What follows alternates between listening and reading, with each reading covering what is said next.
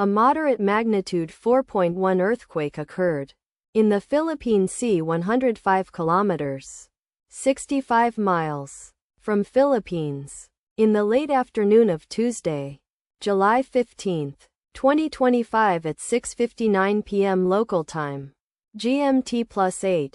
The depth of the quake could not be determined, but is assumed to be shallow. The quake was not felt, or at least not reported so.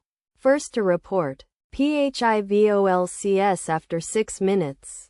The earthquake occurred 13 days after a magnitude 4.1 earthquake had hit on Thursday, July 3, 2025, at 6:59 a.m. local time. Asia, Manila GMT+8. In 98 kilometers, 61 miles, distance to the southwest. Data source from Volcano Discovery. Did you feel it? Let us pray. May the earthquake that occurred not affect our brothers and sisters there.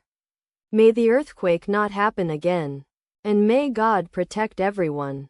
Amen.